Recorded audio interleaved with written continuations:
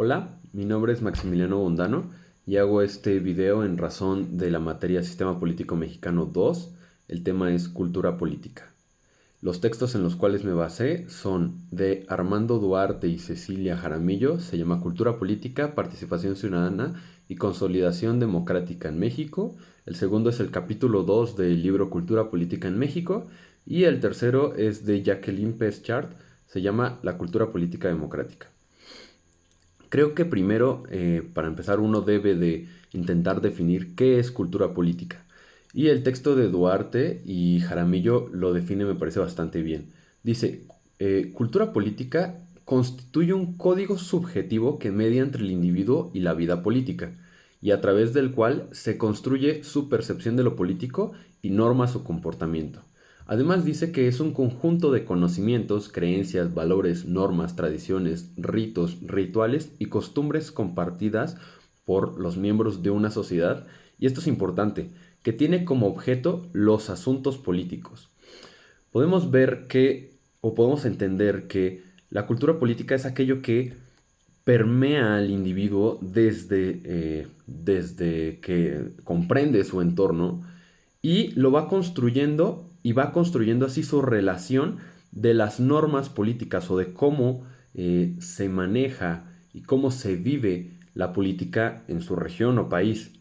También debemos de ver algo muy interesante que es los modelos económicos también son una fuente de cultura política, porque, por ejemplo, en el mismo texto de Duarte y Jaramillo decían que a veces el capitalismo se ve como una fuente en el cual el individuo ve una competencia constante y al adversario eh, como una especie de enemigo, lo cual podría, dice, generar que los individuos vean en sí mismos o vean en sí un hiperindividualismo y al otro como un instrumento. Cosa que no me parece del todo cierta. Creo que hay otros autores como Rothbard, Mises, Hayek, Jesús Huerta de Soto que podrían debatir bastante esto. Ayn Rand en La virtud del egoísmo. Pero bueno, no es el tema. También dice que, así como los modelos económicos construyen, como los mitos, las tradiciones, los rituales construyen al individuo, entonces el contexto es la construcción del individuo para la comprensión del ejercicio político. Ahora, vemos que decía el capítulo 2 de la cultura política en México que la participación ciudadana en México durante los 71 años del Priato eh, fue limitada al ejercicio del voto. Y ahí se veía nada más la cultura política sin ni siquiera comprender cómo funcionaba realmente el sistema político mexicano durante el siglo XX, gran parte del siglo XX.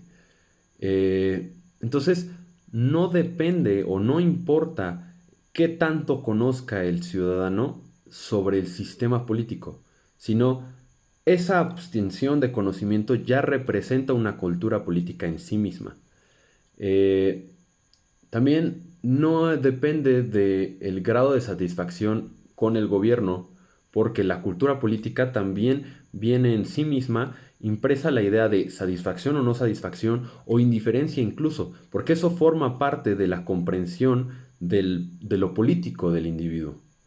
Eh, González Luna nos dice en el capítulo 2 de la cultura política, lo ve como un fenómeno complejo. Dice que en México pasamos por una época de desencanto y a mí me parecería que no solo en México, sino en gran parte de América Latina y el mundo, con lo que estamos viendo en España, por ejemplo, con los grupos de Vox, el partido Vox, en Chile, en Colombia, en Ecuador, en Bolivia. Y entonces la vida política se pone en entredicho. ¿Y por qué en entredicho?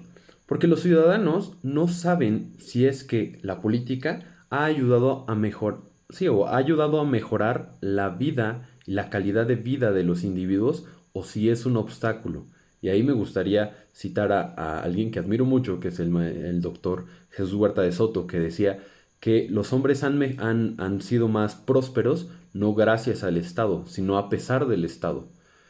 Entonces ahí podemos ver que está bastante en entredicho el comportamiento político. Dice que existe una desconfianza, una ignorancia y además un desinterés en la sociedad mexicana. Esto lo podemos ver en la encuesta nacional sobre la cultura de la Constitución en México. La gente no conoce su Constitución, desconfía de quien la hizo, de su gobierno, y no le importa conocerla. Parte del país, antes de la transición en el nuevo milenio del PRI al PAN, pensaba que el régimen hegemónico del PRI era el responsable de la falta de avance del país y relacionaban el éxito del modelo democrático con su calidad de vida. O sea, decían que a mayor democracia o cuando había cambio o rompimiento de esa hegemonía, la calidad de vida iba a subir. Pero nos dicen que esto es un factor cultural y esto también permea en la cultura política. Porque es que el problema parece ser, como dice Juan Gabriel Tocantlia, que un cambio en el partido, en el Ejecutivo, no significa una transformación radical de una cultura, de una arraigada cultura autoritaria.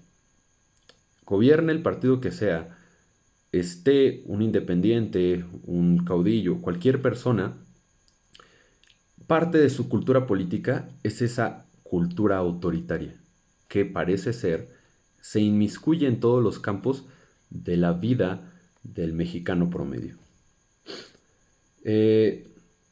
Por último nos dice que estamos transitando de una cultura política parroquial, con un interés mínimo hacia la política, a una cultura del subsidio y la subordinación, en donde, aún teniendo preferencias ideológicas, los ciudadanos prefieren no involucrarse a cambio de dádivas. Y eso es algo que vivimos bastante en nuestro país. Por último, el texto de Jacqueline Peschard, La cultura política democrática, nos habla sobre los agentes. Y vemos que los agentes son los individuos, que los podemos dividir en dos.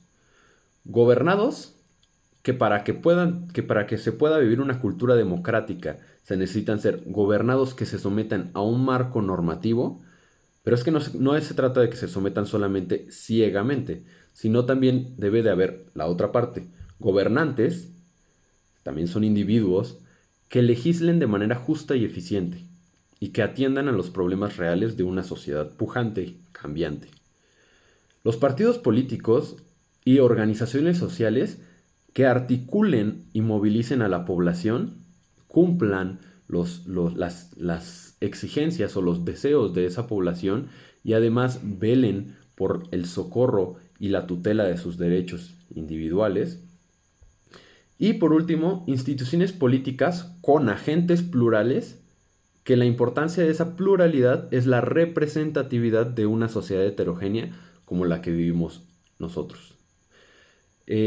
Por último, me parece importante ver que la cultura política es un cambio constante que va construyendo al individuo prácticamente desde su nacimiento y va viendo y relacionando la vida y el cómo se vive la política y cómo se vive un ciudadano frente a la política y un político frente al ciudadano. Algo, y para terminar, que es importante para conocer cómo vemos o cómo analizamos la cultura política en nuestro país, es el viejo dicho de el que no tranza no avanza.